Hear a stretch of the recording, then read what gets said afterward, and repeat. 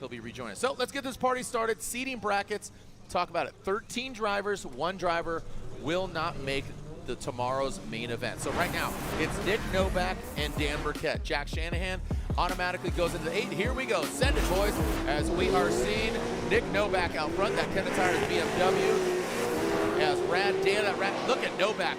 Quick, look at that expedition getting to that angle, that right to angle. Oh, coming down that power line. Nick Novak straightens out. What's going on with Novak? Oh. Straightens out. He loses it and shuts her down. So both them having some mistakes. Dan in that chase position looked like failure to launch, but we'll take another angle and glance at that.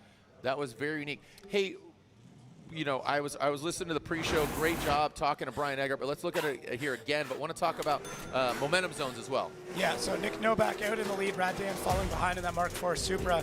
Things look really good here from Nick Novak, and then just as he comes to this transition, completely misses that inside zone, and then I guess just bails on the run. We're not seeing a call for a timeout. They're not taking a 5-minute timeout.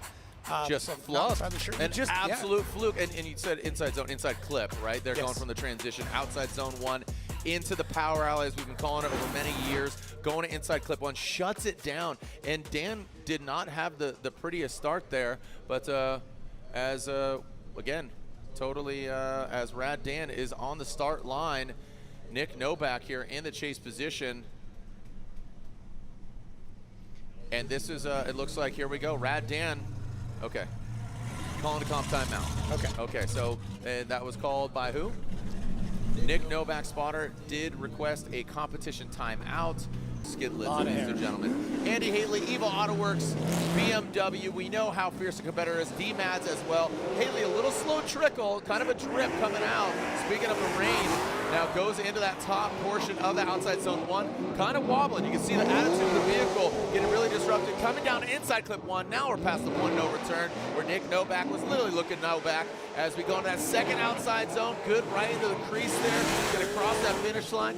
Again, would you agree with me? It seemed like Andy was maybe a little slow at the start and then kind of threw Derek off, or what do you think? Yeah, Pacing? even as they came through the start chicane, so those cones in the beginning, the lead car has to go through those to slow them down. It looked a little strange, and then the initiation, he started it really early, but then didn't really continue it until the end of that initiation. You can see the lines on the track. But yeah, just a weird one. Just kind of herky-jerky, just non-fluid. And what I will say, though, is Derek Madison did a really good job of not kind of overcommitting into it, not diving in, seeing that Andy Haley wasn't on a great run, just hanging back. I would have liked to see him be a bit more aggressive in there, but I think we saw right off the bat and went, okay, don't like the way this is going. I'm just going to hang back a little. Maybe I'll make it up in the final zone, and that's what we did end up seeing there from Derek Madison. To your point, a little more progressive as far as like slow anticipating it as opposed to being reactive, like, oh shoot, I got to get myself together and go catch him.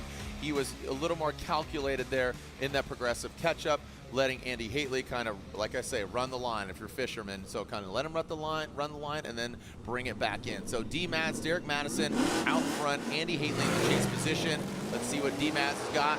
He's got the clean air, and we've got a dry track. Smoke being kicked up here, initiating. See, there's the Andy Haley. So look at that initiation. That is a telltale sign that maybe not 100 for Haley. The Drift Wizard needs to use his magic, get at that staff, and start doing some sorcery here. Ooh, he dives in on the inside. Not the ideal. That's not where you want to be. So Andy maybe fighting his car quite a bit here as Derek Madison runs through the course. Derek has some room for, you know, a little bit of refinement. Andy Haley in that chase position, really kind of hiccupy and jerky. Yeah, it just didn't look like Andy at any point in time got comfortable with this run. Derek Madison out front looks pretty good. Some wavering, as we can see here in the replay from our airforce.com overhead. So we want to see a little bit more consistency there from Derek Madison, but I'm really happy to see the progression that he's got. That run, that second outside zone looked phenomenal. Great job there. Andy Haley really fighting the car. Car was a little too gripped up, a little too tight, just kind of going crazy. It's really great. I love getting the insight from the judges, and also they just reminded me that 3 tires off is a 0, just for clarification for the fans. It looked like 2. Maybe 2 points at different portions. It's got to be 3 all at the same time. Yeah, 3 all at the same time. Regardless, that definitely has some room for refinement on both sides of it, let's be quite honest. So We are looking at here and waiting for the results. You see Derek Madison and Andy Haitley. I have to assume, yes, they're going to slide right there. Derek Madison, so again, just accumulation of both runs. Lead versus lead, chase versus chase. And D-Mads, he's going to have to tighten it up. He's in the show. Now, Andy Haitley, this is what we were talking about. Here we go, Dan Burkett, Rad Industries, Mark IV, Toyota Supra, coming down the pipe into that big, long outside zone. And look at Nick Novak. He knows he needs to apply the pressure. There we are with the grime cam into that first inside clip. Dan Burkett tightens it up. Novak, he's twisting the screws on him. You can see bring it on in. Nice job in the crease goes Burkett. Look at right in there. I mean, just set it and forget it, baby. Yeah. Ding! You hear that microwave button go off? Dude, like, deep, deep, boop, and just set it and forget it. Dude, hungry man. That was sick. Well done really by Dan Burkett in the outside zone 2. And that's what we're really anticipating there, the outside zone 2. You're going to see that a lot tomorrow for sure. Yeah, getting up on the bank, it's difficult. It is a very hard thing to get a car that high on the bank, make it look stable. Dan could have been a touch deeper in that zone, but I mean, looks really, really good here. And Nick Novak, whatever gremlins he was fighting, seems to have defeated them.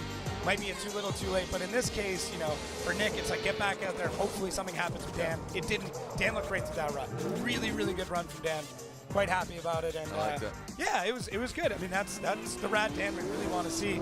So we're gonna go back here and take a look at that first run. You can kind of see what ends up happening here with Nick Novak. So not quite as deep, maybe that one wheel, very close to contact. Great job from Rad Dan for pulling back out on that section though, because that could have been contact, that could have been bad. That could have been Rad Dan going back to have work done on his car as well. And there's a theme here from Long Beach to the entirety of the season. Put a good lead run out there, let the chase car do whatever they may. So there's Dan Burkett. He will advance on Nick Novak's favor. The layout, you have to worry about the setup of the camera. Very interesting start there by Rudy Hansen. Look at him stage way back there. Putting himself deep in the box. And look at Ryan Little. He initiates, has to take a little bit out of a great looking car. The Sunoco S15. Oh, look at that hopping. Pulling that right front wheel out. Stabbing it into that power alley. Coming to that second inside clip. And now into that last outside zone. You see literal good angle. Rudy Hansen just needs to find a little bit more of that extra special sauce there. He set up, I don't know if there were mind games there. Again, just kind of you're coming to the end of your statement there and wanted to give it some respect, but that start was really unique. Yeah, just, I mean, literal didn't get into that zone and hold it in time. He kind of wavered in and out, and it didn't give Rudy Hansen a good opportunity to get into it. And we did see from the other views there that Literal's car was bouncing around pretty heavily when we talked about getting the setup right here. It seemed like it was just a bit soft. It was really jumping around a lot, which can work out well. You can see that bouncing there. Actually, some sparks flying out. Yeah. That's how low he ended up slamming into the ground. Rudy Hansen doing a great job though, fighting through the smoke, trying to get back in the pocket here. So I think Rudy really showed his form in outside zone 2. I don't think he had an opportunity through the first part of the first outside zone, just because he was trying to figure out what was going on with Literal there. Once he kind of got in, that zone was already over, and then it's just not a lot you can do through the infield other than fight through the smoke. This staggered start is throwing some people off here, and here we go. Rudy Hansen now out front, he initiates into that outside zone. Look at that, sticks it right to the wall. Good angle from Rudy Hansen. Literal finds himself up top there, now coming into that inside clip. Hansen rips past, Literal lost in the smoke. Remember, this is where it was lit last year, right? He was out here, that car caught fire, but here he continues on with Ryan Literal. He is back there quite a bit. Literal is currently in that third seating position, so regardless of his loss, unofficially he will advance on because he does best Andy Haitley, who is already out, and he does better Nick Novak as well. So let's take a look at it again though. Yeah, the initiation there from Literal looked like he really has to load the car up to get it to swing around, and it kind of delayed it, and by then, Rudy was already gone. Rudy had already gapped him, and then this part right there, that's a zero. So we talk about 3 wheels going off. That was pretty clearly. It was 2 cars off. Yeah. It wasn't 3 wheels. It was 2 car lengths off. So to me, Literal fighting a bit of a setup thing. The car just being a bit soft, bouncing around a lot, a little bit hard to handle. Can work out well if you can harness it and time everything right. Just not in the position that he wants it right now, but. Yeah, I mean, being in the show tomorrow, he'll get that sorted. He'll get that figured out. Ideally. Yeah, I didn't see a ton of practice by him, so I'm wondering if maybe they were fighting something else, didn't have a lot of time to get the car set up correct. And you can see there that the grind cam there, the rubber accumulating on that. Love it. The fans, I mean, that is you can go stand there. Yeah, the rubber splash zone. I was over there earlier, you know, cranking a cigar with my homie, Slap Cigars, and Ryan and Will, and just hanging out. So I was smoking a cigar, and I was looking at my boy. I'm like, you could just blow this in your face because we're just bathing in smoke anyway. It's like, usually I'm kind of like, oh, yeah. sorry. They're like, no, it's Being fine. polite. It's fine. Rudy Hansen down there on the track, waiting for the verdict here, and you have to assume it's going to go to Rudy Hansen. But like we said, Ryan Literal should unofficially be in. Slide him right. Here goes Rudy Hansen advancing on into our seating bracket, and also So there's a little bit just a bit outside. Now, what's interesting though, Tommy Lemaire 5th, O'Sullivan 12th, and as of right now, it looks like if O'Sully loses this, he won't be in competition tomorrow. So, big Huge, risk. big battle here. Tommy Lemaire, TLO, in that XPN Corvette. And there's O'Sullivan. Keep in mind, TLO was the driver that called the competition timeout. So you wonder what is not running. Oh, O'Sullivan dives into the inside. He saves that. Oh, no. Saves it, then he just dives into the side of him. Let's take a look. And again, just with the attitude of the car, you saw O'Sully jump forward. I believe that is Type S lights under the car, not any fire or anything. Glowing. It's kind of allow them to run red. Yeah, red looks a little demonic there. No, it did. I saw yellow there Okay, too, you saw right? that too. Yeah. Yeah. Well, that didn't look like an LED. and again, TLO called the comp timeout. Here we are seeing this. Here comes O'Sully. I think he's pointing at something. Yeah. Let's see. So TLO out front in the Corvette. A little bit of wavering there. Connor, you can tell, chomping at the bit, wanting to get aggressive already. Might have actually made contact through there. It looked like Tommy was almost too deep through one. So where the question's going to come in is, was Tommy... outside zone one or sorry, on inside clip one. It looked like he might have been a bit too deep there. Now, I think what the question's going to end up being is, was there a decel? Was there a decel going into the second outside zone? So the second outside zone? Yeah, or sorry. So going to second inside clip. But was he still decelling? Was it like past that point, setting himself up for the second outside zone where there was contact? That's what I would be looking at. Yeah, so they're saying O'Sully. They're saying O'Sully in the chase position. He was at fault, too aggressive. I didn't see anything that was blaringly obvious as far as TLO's camp and where he's at. So, you know, you called it. Also, fun fact, this is TLO's third run this weekend. Wow. So he's been having a lot of issues, calls the comp timeout all the way up to there. You elaborated on the pressure there as far as, you know, O'Sully and what he's got to do. So, yeah. It's a bummer. And maybe that's, you know, getting at him a little bit where he's thinking that, like, I really have to win this, but yeah, no, I mean, Tommy was still green, no. so there's, yeah. I know sorry. you're saying. Yeah, I'm guilty of saying that. Yeah, so that was what I wanted to check for, and I didn't see it on the last run, but the judges are confirming for me here. The green lights that were up front on Tommy's car in the lead were lit up. He was on throttle, he's accelerating. Yeah. But you can almost look at the timing where right here, so there's our transition. Lost the yellow, a little bit, just in tight too much. And Connor is still accelerating, and Tommy was as well, but Connor obviously going a little bit faster, making that contact. So you called it out of the gate. Not by no means are they rivals, but they have a Connor O'Sullivan. He has used his comp timeout as we move on to Federico Sharifo, the iconic Ferrari in Austin. It don't matter. It does matter. Austin matter.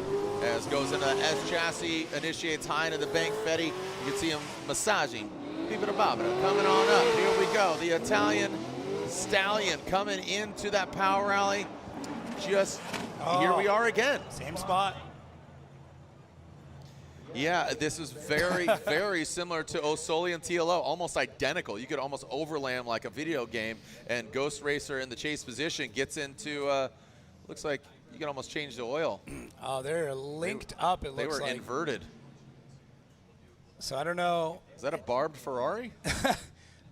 I think it's a barbed S chassis. I think the bumper is stuck inside the wheel of Federico. The bash bar. He's hooked. They're trying. I mean, hey, I'll give them credit. They are trying to pull those two cars apart. This is unfortunate, obviously. saw the breakdown of Federico's car is like 700 for the headlight. This, and I'm like, crazy. Yeah. How about, you know, very the badge in itself. Oh man, it looks. Yeah, they are linked up quite nicely. Oh yeah, wheels, tire. Look at that. That is a very unique scenario. You know those like the nails that are together and you Yeah, have to you do gotta twist them like, the right way, this yeah. right way, and you go Yeah. through. It's the negative space. Yeah. It's the negatives, right? Like I remember my grandpa. Shout out Ralph Kling, R.I.P. Love you, Grandpa. But it was always the negative space. You So gotta you had think to of- like. yeah. You I don't know. think there's. I mean, I think there's a bit of negative space between these two drivers right now. I wouldn't want to be one of our staff members having to stand between them.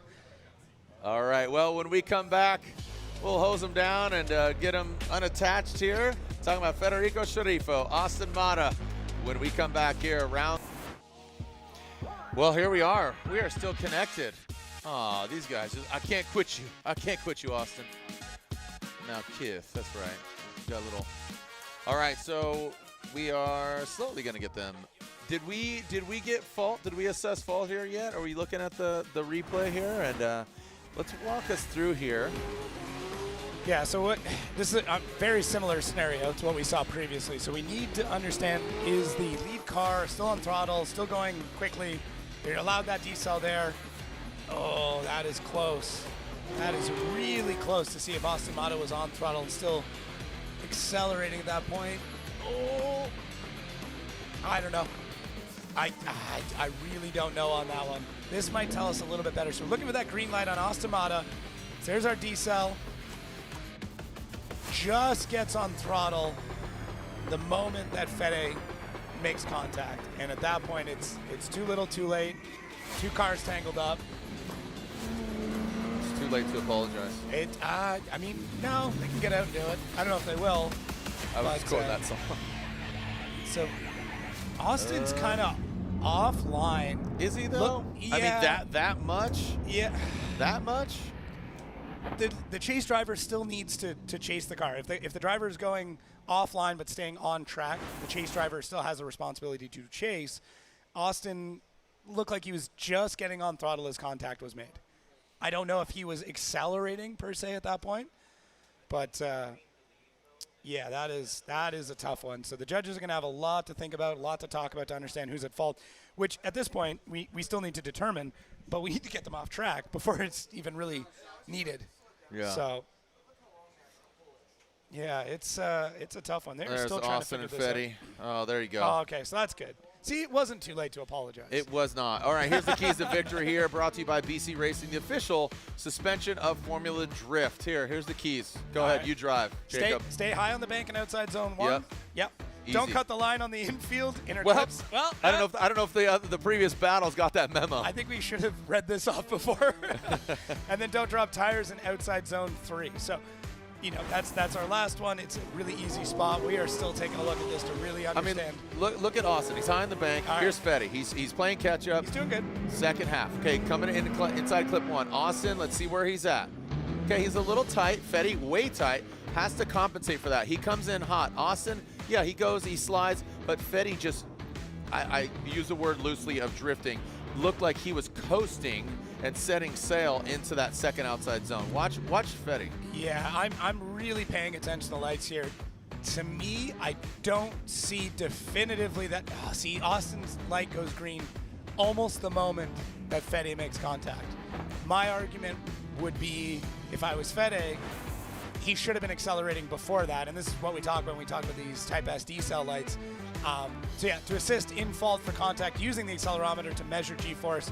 So basically, if it's green, they're accelerating. If it is, you know, light green or you see the yellow, that is neutral, which means they're not changing, they're not accelerating or decelling. And then negative G's when they're decelling or slowing down, that's when it goes red. I would argue, if I was Federico Sharifo, that he was well past the decel zone and should have been accelerating more. That is the decel zone. That is not the decel zone. In my opinion, he should have been accelerating before that point. Who? Austin Mata.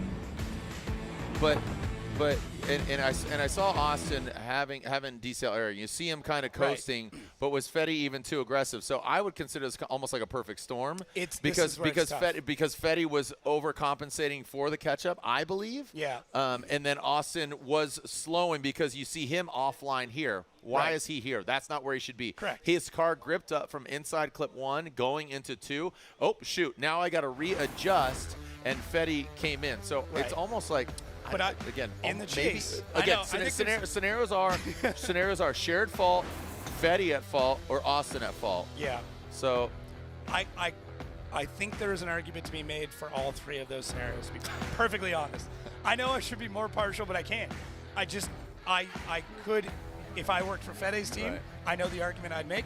If I worked for Mata's team, I know the argument that I would make. Well, we are announcers, so we're just gonna elaborate. Hey, we're the time. Well, while we clear the track real quick, let's take a look back at Atlanta and all the fun we had with our series. Send it here. Now he is at a deficit. TLO.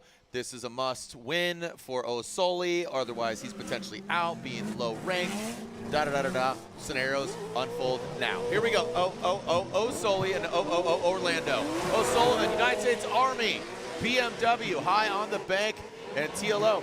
He practically just needs to play it cool, not an inactive chase, but he can play it pretty cool here and get the win. But look at Osoli. He knows he needs to throw down a heated run, maybe force an error on the side of Tommy Lemaire, but that's just, it's too much to make up and to force an error from Tommy Lemaire. Yeah, and that's so tough because that run from Osoli out front, one, that was driving angry. It was, you could feel it from here that he was frustrated, he was upset, especially as he comes through the power alley here. Gets on throttle, stays on throttle, really tight to that inside clip. Second inside clip looks really good and just absolutely rocket ships past Tommy Lemaire at this point. And Tommy's just trying to keep an active chase. I mean, he's quite a few cars back. I don't know if you would consider that to be an inactive chase, but really tough. But for Connor O'Sullivan, I mean, that's what you've got to do. You've got to throw down a lead run that's just nuts and hope that something happens in the chase behind you that would create some sort of zero. We're getting smoked out up here. We're at the top of the grandstand. Who said that? I can't see you, Jacob. I can't see you. Here we go. So TLO, Connor O'Sullivan, and Tommy Lemaire advances on. Jacob, is he the lowest ranked? No. See here, the drivers are restarting. Look like Federico Sharifo jumped the light, so there is a countdown, and then they have to leave. 3 strikes and you're out, so that is strike 1. The other way you can get a strike is by hitting a cone. The other way you can get a strike is by icing out the other driver, not leaving in enough time. So pretty strict starting procedure here to make sure both drivers have nobody gets an unfair advantage when they kick things off. She's as cold as ice.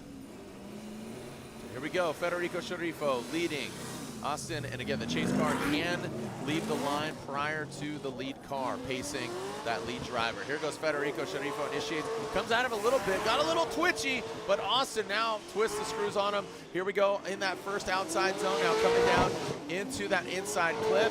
Austin shoots in on the inside. A lot of these guys having issues on that transition, going from inside clip 1 to 2 in that power alley, getting thrown off. I'd love to get some insight from the drivers on, are they getting blinded? I mean, it doesn't seem like too much of a smoke by comparison to some other things, but just all of it combined, is it slick there? You can still see it's still a little wet, so maybe a combination of it all. Yeah, a lot of it's just the line that they're having coming off the bank, and hopefully I can explain it a little bit here as we get our overhead view. Austin Mata really diving in there, and Federico Sharifo has got a little bit of wavering, so Fede comes off here, comes through that inside clip, and then just drives kind of towards the second outside zone. Really, they just need to hold the car after that first inside clip a little bit longer and then kind of push the car back around. So it's a bit hard to describe without the visuals, but essentially Federico Sharifo's got to get back into the throttle to push the car a bit wider in order for them to transition back, so you're not having to cut that line as he did. So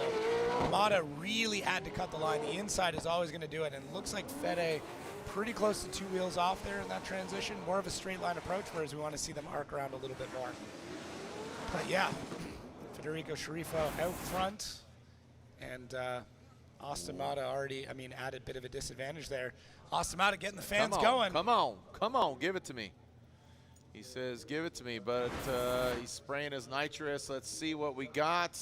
Let's get this result. Who's going against Rudy Hansen in this seating bracket, grade 8, and you have to assume, and there it is. Federico Sharifo get on that first battle of him and Novak wasn't exactly watertight, man. So he needs to tighten it up. And he's following Jack Shanahan, the best in the biz. New car, new format, new track, a lot of news for him, but not new to the sport of drifting. Jack Shanahan delivers, boom, right there to the wall. Look at that BMW. Look at just firing off. Look at just, you can see that thing just flames, bangs, and booms coming out from underneath the hood of that BMW, pulling that front left off as he goes into that second zone. Here comes Dan Burkett.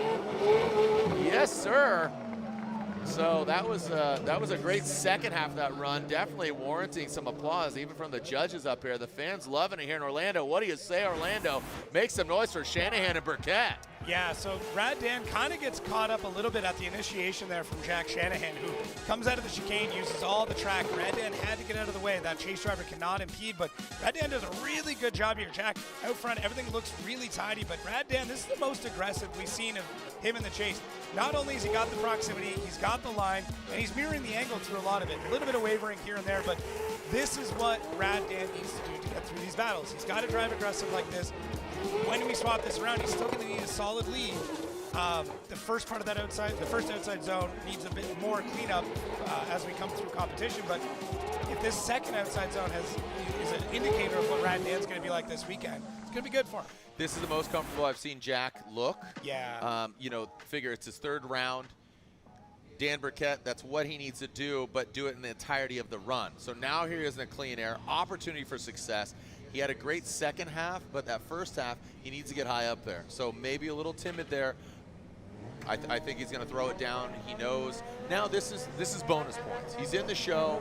You can't win in seeding brackets, meaning yes, you can win, but you can't win the overall event. So I'm expecting a pretty aggressive run here from Dan Burkett. Oh, buddy. Oh, Jack Shanahan snaps back. Looked like he got into a tussle with the wall. Oh, and so does Dan. So there we go. So both these guys hitting, and this is where this gets interesting. That could have got sketchy. So didn't look like they had contact with each other. Jack in the chase position hit the wall, and it looked like Dan maybe was independent. That's first glance. Yeah. So run it back. That run is a wash. Oh, look at that. Yeah. Yeah, he's got a D-beat front left. That doesn't happen often. Front D-beats don't. I mean, rears fairly often. That but wall says, give me that time. Yeah, so what I wanted to see is, did Jack make contact with Rad Dan at any time before that, pushing Rad Dan? See, maybe there, contact there. Maybe, yeah. And then Rad Dan gets disrupted. There might have been contact. Let's look. I believe that Jack did make contact with Dan on the wall. Dan pushed through, Jack pushed through. Dan kept going, and then Dan made more contact with the wall. Was there anything even before that point? I really like the way that Jack Shanahan touched back like that, though. So cool. I mean, just got a little too aggressive, so that's a tough one. The other part we want to look at was Rad Dan on throttle. So there's going to be, I know, there's so much to look at. Let's see. So Rad Dan, red lights came on. That would, man.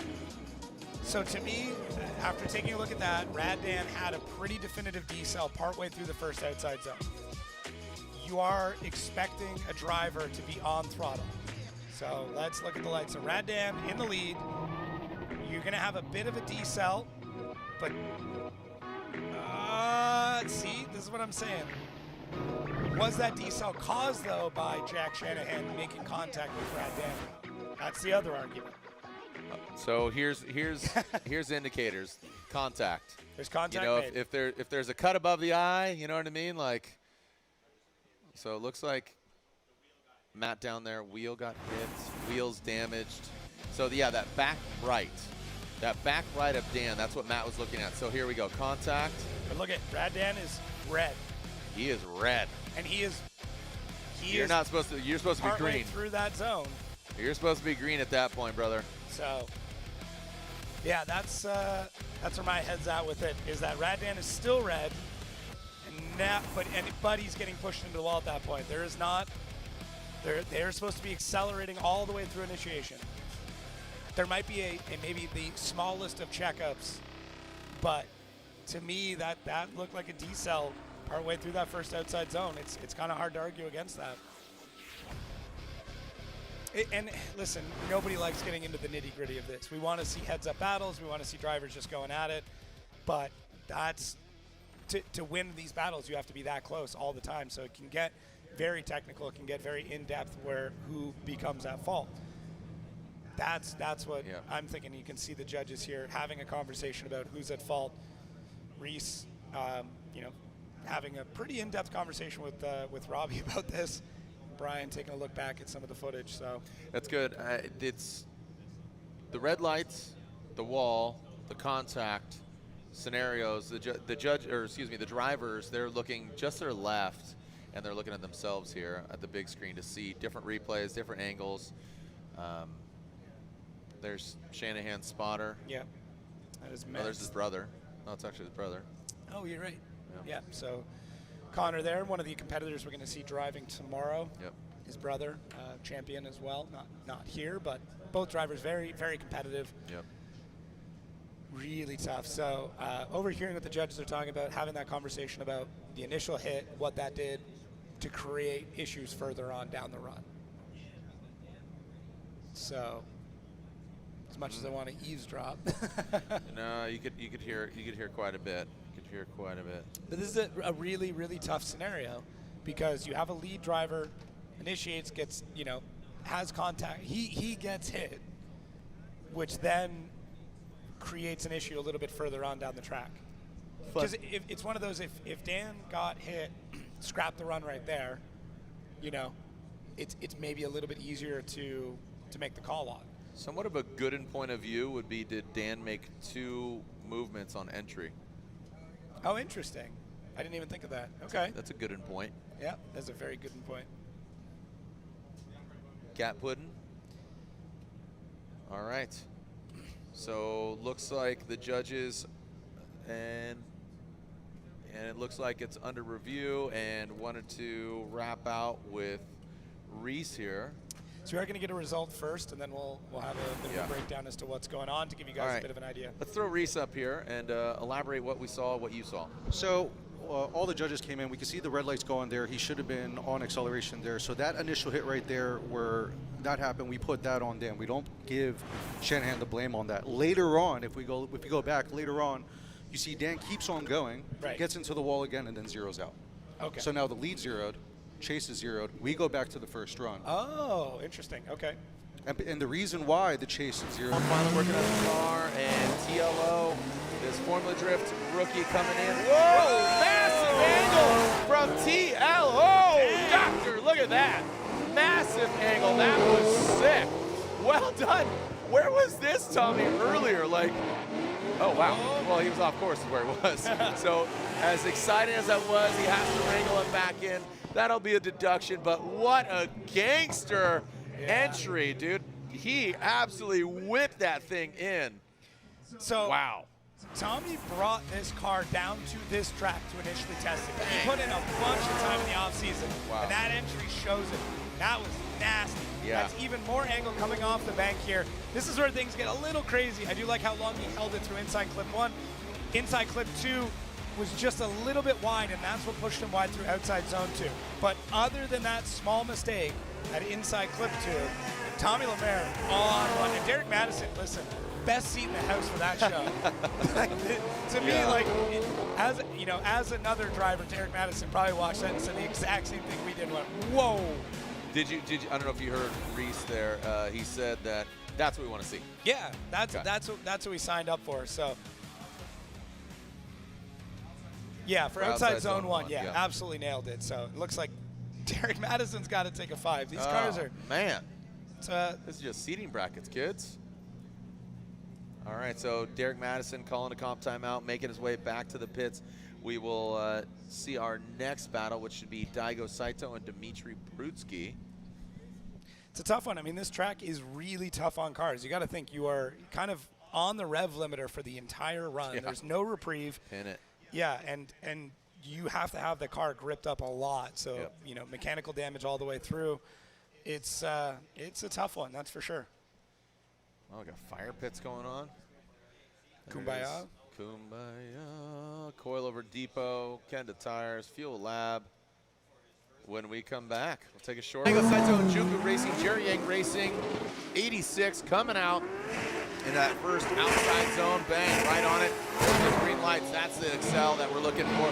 First time seeing Daigo in competition here this weekend. And now he's got the VR. Oh boy, Brutski dives in on the inside again.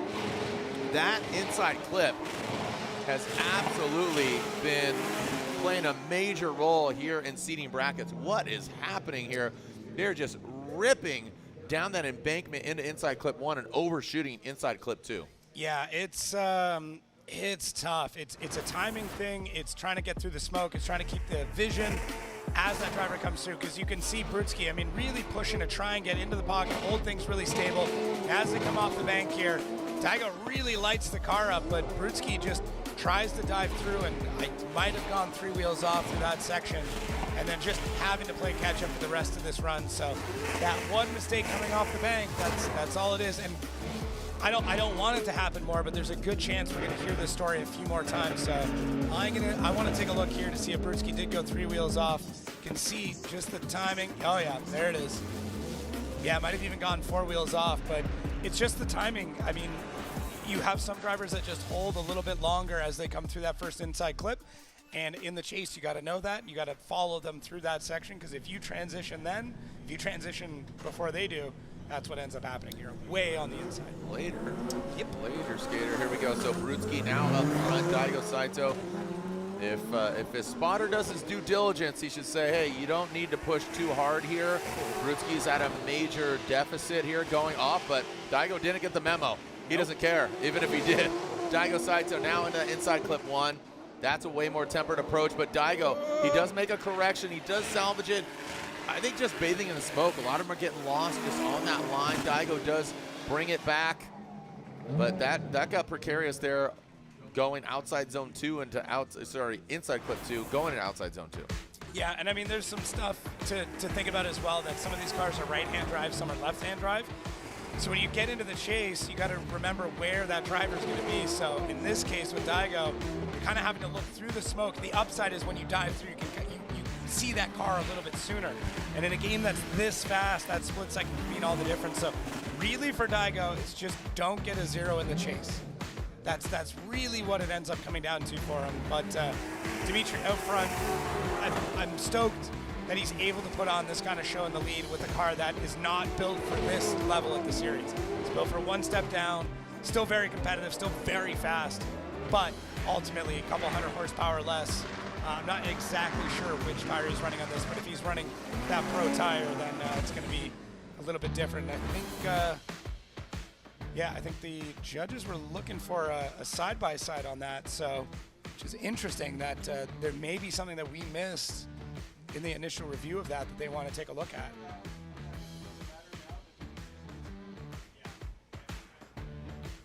All right, so just taking a look at the lights more than anything, I think that it's interesting. So it looked like Brutski even giving an applause there to Daigo Saito, that cool looking bathing ape camo livery there by 3M, Jerry Yang Racing. Yeah, and you can see the chase looks pretty similar for both vehicles on that run, other than that transition. I mean, I think what they really wanted to look at there was did Daigo straighten out in the chase on his run, but I don't see it. It was pretty close. It wasn't a great transition through there, but I wouldn't go as far as to say that it was a 0 or an incomplete at that point. Tough though, really, really tough. These drivers trying to adapt to that transition. It's the toughest part of this track. It happens really, really fast, and it's part instinct, part skill, and I mean a lot of luck. And there it is, Daigo with Derek Madison. Again, both these guys will be in tomorrow's main event. Here we go, Derek Madison across the nose of the Corvette. And Derek Madison sticks it to the wall. Here comes Tommy Lemaire. Derek Madison, he saw it. Like you said, he was a front row seat of Tommy Lemaire. And Tommy looks like he navigates it properly. He stays out of the smoke, doesn't even dance with it. Really keeps it just outside and tucks in. Look at Derek Madison. Keep going, brother. I don't know if he was a fan flicking him off or what he was doing, but that was you saw him kind of signaling to him. That was pretty sick. No, I think Derek is just very happy with this progression. Yeah. I mean, coming off of last year, really, I mean, not a great rookie season. Struggled. Just struggled. I mean, there was a lot of car questions. Didn't even make its debut till halfway. Exactly, and there was a lot of questions like, okay, was Derek ready to make that jump? We're seeing it now. Yeah. Yes, it took a bit of time, man. It's such a big jump to make up, but I really like Derek in this run. Could have been slightly deeper through here, not a ton. Didn't need to be anything wild, but both drivers, solid job as they come through here. Tommy really getting the car settled early, makes that transition look easy.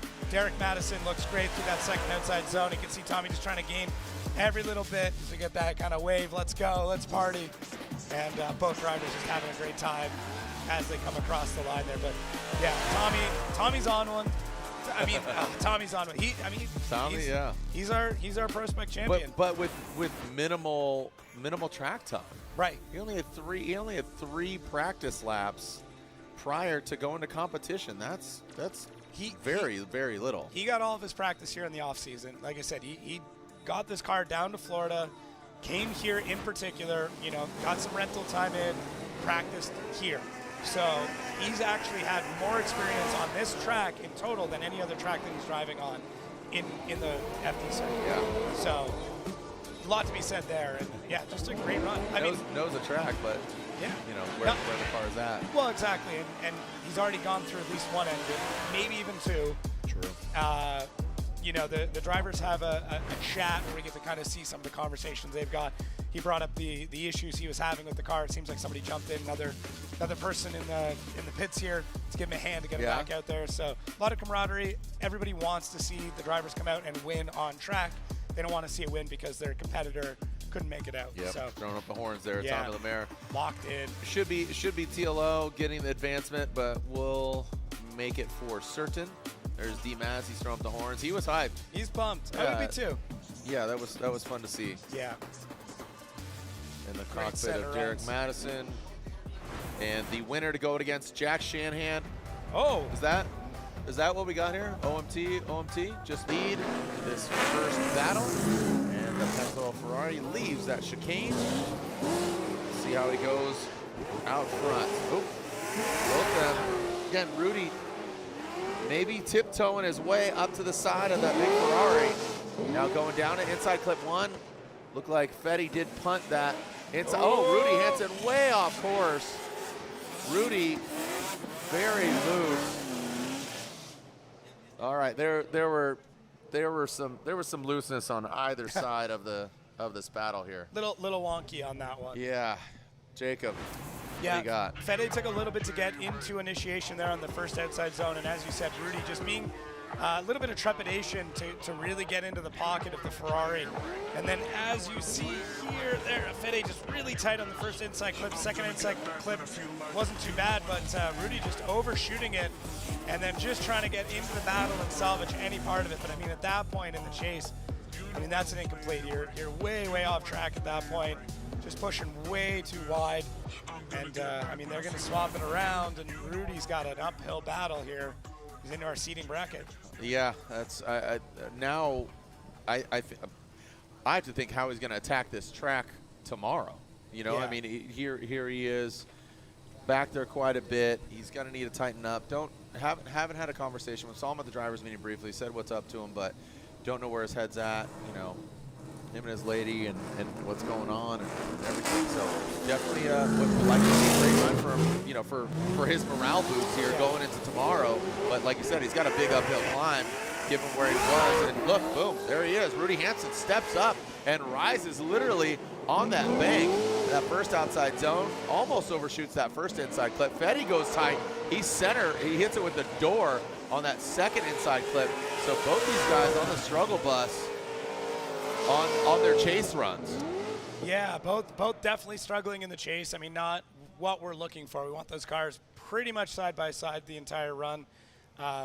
Just a weird one from both drivers. So let's see here. Rudy out front, good initiation to get up to the wall, but not all the way deep. And Fede doing a decent job in the proximity, a couple of car lengths behind, but like to see him pick that up. But Rudy really got a good chunk of speed through this section. I mean, you can see why he might have overshot it before when he was in the chase, but in the lead does a really good job. And Fede just kind of, I mean, he's pretty far back at this point. So not a great set of runs from either driver. Both are definitely going to need to clean things up, but yeah, I mean, it's going to be kind of a choice between who made the biggest mistake, unfortunately, which is not really what we want to see. Now, the upside with this is that we are going to hopefully get all these gremlins worked out here in seating before we get into the bracket that is tomorrow. You know, drivers could be testing different setups, trying different things. They want all those points. They want to do the best that they can, but also, you know, utilize some of this time just to... Here in O-Town, Tommy Lemaire and his bye run. Next up, Jack Shanahan.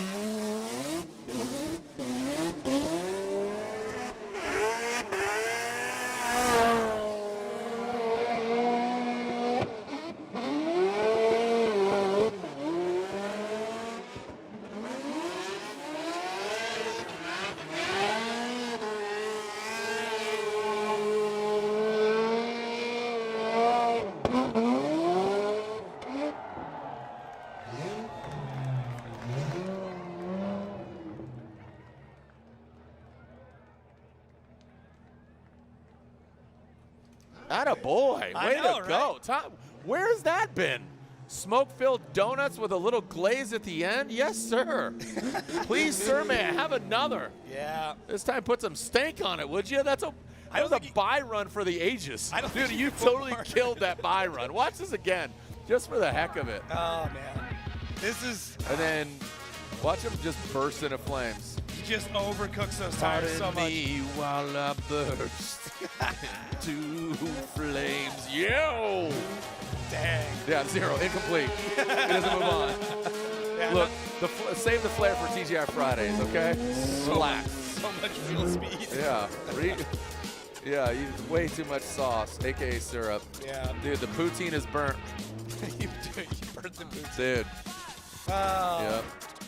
That's Tommy for you, though. Speaking of poutine, I could crush some right now. Oh. And some again, Canadians in the house. Don't know how poutine is not American. Fries, cheese, and gravy. That's what Canada does? Yeah, no. Jack Shanahan, Tommy Lemaire on one side, Daigo Saito and Federico Sharifo. Look at this. Ireland, Canada, Japan, and Italian. Wow. What a combo. It's like a good Bill Burr joke here somewhere, you know? Oh, so we whittled it down to these 4. All these drivers are in. Again, unofficially, the only one, Connor O'Sullivan, not in the show. Again, stay tuned to social media to clarify that and to see the bracket. Yeah, I mean, I'm stoked for these battles. I mean, if Fede can pick up the pace to make sure that he's got a good set of runs, I mean, it's going to be great with Saito. But if not, Saito, like I said, he's gonna push him around. He does not care. Daigo right now is I can sense a little frustration just at not coming together. Daigo, yep, he's back, right? You know, GT Radio, Jerry Yang, Bathing Ape, Champion, all these things. Right. It's just the formula has not coagulated. The cake has adhered to his style. Now, here he is, you know, new car, new, but still old Daigo. Sport's different, and everybody is caught up, though. That's the thing. He set the standard years ago, and we're all at that point, if not past it. I mean, Here we not go. we. That's what I'm looking at. Daigo Saito, Federico Sharifo. Again, Japan versus Italy. 86 versus Ferrari. Across the nose, and there you go. He's even pushing him around from the front, man. Look at that. Oh, Whoa! no! Daigo gets into the wall, fights back, and hits the wall. So Daigo leads, and both of them are incomplete. Daigo dragging those beautiful wheels. Ah, so good-looking car. Was. Need that new some new Bathing Ape wall ride. Man, rough. Yeah, Rough go. Everything looked really, really good there for Daigo out front, and just a little bit too much getting into that wall. Yeah, just taking a look at initiation here, if there was any contact or anything. It's like This is the thing. Like, we see it all, you know, really, really quick. We only have a second. Yeah, that wheel is pushed back pretty far. So that lower control arm is, I mean, probably Bluetooth now. Definitely yeah, not I mean, connected. you know, strategy here wise, Jacob. Let's take a look here. Strategy wise. Yeah, I mean, just push too far up into the wall. I mean, we've seen way worse crashes there. He actually came out of this pretty unscathed, all things considered. Yeah. Oh, there might have been a little nose tap, huh? I think, yeah, Fede might have made contact. Grazed him. Yeah, that is tough. And even the littlest disruption could really, again, there's two large masses, and if you have that bash bar and it glances at you, that's going to redirect. So let's see. Ooh, that's tough. I don't know. I think angle didn't look like it. Yeah, I think if he did, I don't know if it was enough to disrupt Daigo up front. But yeah, either way, Daigo, it almost looked like he came off throttle for a second. The car gripped up, and that's all it takes. So was there contact here? Nope. Very close. And then the other part, too, is did Fede even initiate in time? So Fede and the chase might have been completed before Daigo. This might be one of those really rare double incomplete independently of each other. So I don't, man, that is tight though. I mean, good job on Fede for timing that out though. That's wild. Yeah, that is really close. Strategy-wise here, if you're Jerry Yang Racing, do you even try to get the car back together within 5 minutes? I mean, right now I'm deducing that there's no contact for Federico on Daigo. Daigo did it himself. If he did it himself, do you fix it and try to get back out there in 5 minutes, or do you say, look, I'm going to retire, I'm going to work on this thing, we got all night, we're in tomorrow's show, Fetty, advance on, just park. Is it worth the potential the 6 squeeze. points? Right. Is the juice worth the squeeze? 6 points, man. I mean, we've seen championships won by 6 points. Okay. Again, these are all parables. Yeah, I mean, I think scenarios. of like the Dayo Shahara's championship, for example. Well, yeah, I mean, it came down, dude, Tanner Faust. Yeah, Right, it came down to 1 point. Yeah. Yeah. Right? No, Oh, I was good there. call. Yeah, I know, you were there. I was watching it. We are waiting for the verdict. If there was, is there fault? There's no fault. Okay. Okay, so This seems like an independent incident. do we want to wrap out with Reese here? And we got a. All right, so talking to. Hey, Reese, what's going on here? So we're just going to look at the replay here where we're getting clarity on Federico, so we can see here. Did Fetty hit him? No, we don't think there was a hit. We think there was a clean transition there. We do see Fetty. It almost looks like he straightens up a little bit, but the judges do not declare that as him straightening up. So it was very low angle. Wasn't ideal by any means. We do feel that Daigo going into wall was an independent thing. So we don't put an incomplete on Federico in the chase. We were looking at that because we thought maybe he straightened up. It was very, very low angle, but we don't deem it as a straighten. We don't deem it as an incomplete there. So are you saying that he attempted to initiate here? Yeah, and you can see he's setting himself up, goes in. You can see it's a little straighter. It's just, man. And that's where we have to come in and make the judgment call. We don't think he settled the car. We do think he was on the cusp and on the very edge of getting that zero, but we don't think he got the zero. We think he still was getting the car rotated. Oh yeah, it was very poor, wasn't ideal, wasn't the way we would have wanted, but we don't deem it as an incomplete. And this also comes into that like straightening rule where we have we're getting real deep in the weeds of the rule book. Right, we don't want it to get settled. We don't feel like the car settled. Okay. We felt like it was still kind of going and rotated, although it was very poor, very slow, very low angle. But then we see Daigo in the front, goes into the wall, and gets an incomplete. All right, I'm going to have to agree with you on that one. Yeah. You literally are going to have to agree. I don't have much of a choice. So Daigo Saito will be at fault. He has an incomplete, and like you said, just on the razor's edge. Yeah, just on the razor's edge. Contact, and I'm sure he was trying to make an adjustment not to hit him, and you can see. Oh, you can almost see Fetty a little bit. Yeah, and again, just narrowly. He escapes an incomplete, but Daigo will be out of competition, so Federico will have to complete a bye run, and Daigo will be tapping. I mean, either way there, I mean, Fede able to make it to the line to do that second run, Daigo saying he's not, so, I mean, it would go to Fede at that point, regardless. Yep. Just want to get some clarity on that. No, that's fair. I appreciate it, man. Thank you.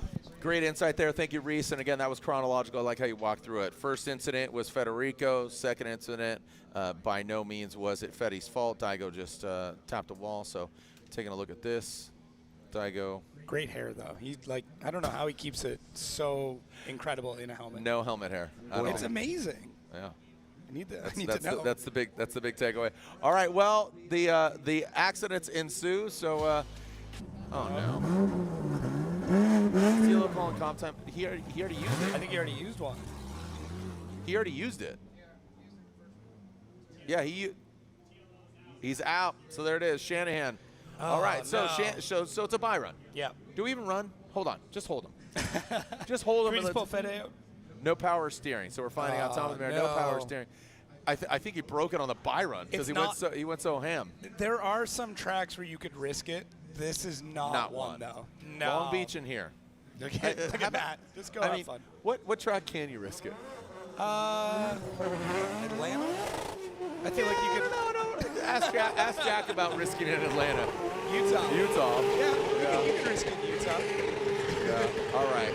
Well, Shanahan, a bye run for him. He will advance on. We are doing now clerical work here. And this is Jack. Look at the flames shooting down. Look at that.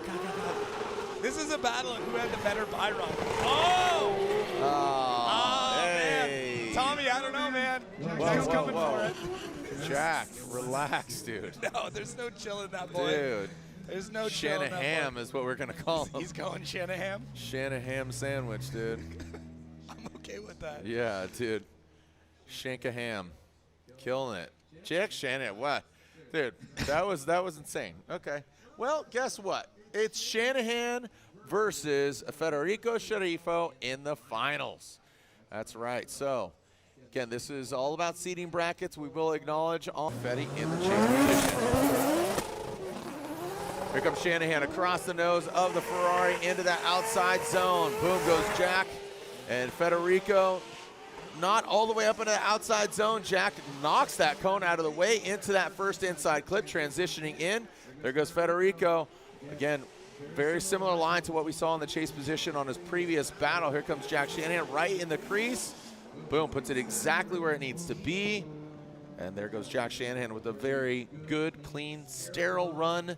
Exciting, definitely, for sure. I mean, I say sterile, but he made that look really easy, very fluid. Well, in a night full of incidents, it's nice to see somebody just lay down a solid run, fill that first outside zone quite well. And Federico Sharifo taking a much tighter line there through that first outside zone, does a good job through the transitions, almost goes 3 wheels off for Fede, but making progression throughout the event, cleaning up the mistakes he had previously, not doing some of the strange things we saw earlier. Would still like to see Fede up a little bit closer to the wall, but realistically, matching the angle and gaining that proximity, but sacrificing the line to do it. Those are your 3 categories that judges are really looking at, but you have Fede getting real close there for 3. Judges having a bit closer of a look, but Jack Shanahan out front, I mean, noteworthy because just solid lead run, filling all the zones, checking all the boxes. Now they're going to swap it around. Federico Sharifo in the Ferrari out front, with Jack Shanahan in that BMW following in behind. Just looking real quick, just got a message from my buddy here. Here we go, Federico Sharifo, and we are looking at Jack Shanahan, and it looks like a cone was knocked over, so we will restart them. Shout out to my boy Low Standards Jay over in Australia. A little bit of downtime. That's all good. We get you through it. And Fetty will lead, but unfortunately that will be a restart as a cone was hit. It's a big car, man. It's a very big car. It's a very wide car. Thick. So ready. Yeah, and that's just getting the tires lit up just a little bit. But you can see those flashing lights, lets the drivers know. Shut her down. All right, back to the start line. Here we go. Are we going to get a victor? Fetty knows he needs to put down a blazing lead run. What's he going to do? Is Jack Shanahan going to get his first FD victory? Seeding brackets. Here we go. Fetty initiates. There he is. Now he puts the car up there high and tight. Look at Federico. Good angle from him. Jack Shanahan now comes down into that inside clip, buries it in the smoke, and brings it in nice and pops it into the pocket. Smoke-filled pocket there by Jack Shanahan, and brings it tight to the Ferrari of Federico Sharifo.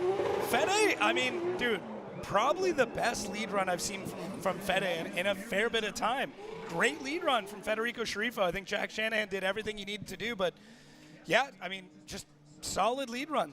That was great. Solid, yeah, that was the best lead run we've seen from Fede all night. That's what he needs to bring tomorrow. Who he's going to go against, TBD, but great run. And this is the biggest benefit for these drivers in seating, and this is kind of what seating was meant to do, is to give these drivers some time to develop, give them a little bit more practice, lower the stakes a little bit. I mean, could have been a little bit deeper to that inside clip, but ultimately does a great job. And there's Jack Shanahan. And this is, I want to get really kind of technical here, this is more of that European chase style where they'll pull a bit of the angle out of the car to really gain that proximity. But really, I don't know if that's a perfect scenario. Let's no, kind of have both of them. Yeah, but I mean, for Jack, I mean, that's what we saw there. I don't think Jack.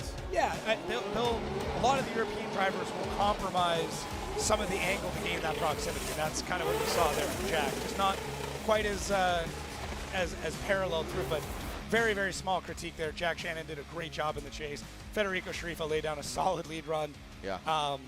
Yeah, great job. And it gave Shanahan the opportunity, and that is the theme of this year. Have a good lead run, and it looks like we do have a unanimous winner. And third place will be going to, again, the highest seeded driver, so that'll be either TLO or it was Daigo Saito. Daigo Saito. Yeah. So Daigo gets third? Yes. Okay, so it looks like, and again, unanimously. And there they are. Make some noise for them as they step outside of their vehicle. Ireland, Italy, and it is official. Daigo Saito, third place here in seeding brackets. And we will announce the winner here for our seeding brackets. Again, tomorrow, 3 p.m. for top 32 here at OSW. Round 3, the Formula Drift Pro Championship. Great hug there. Good running. Love Jack. Got to spend some time with him and his lady in Australia at the Keep It Read event. A lot of fun. Lovable dude.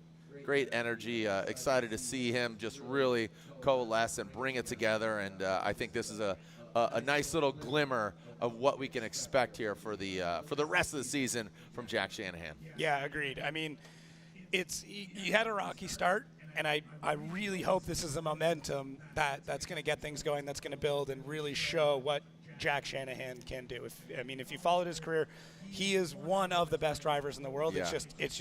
It was a rough start to get things going.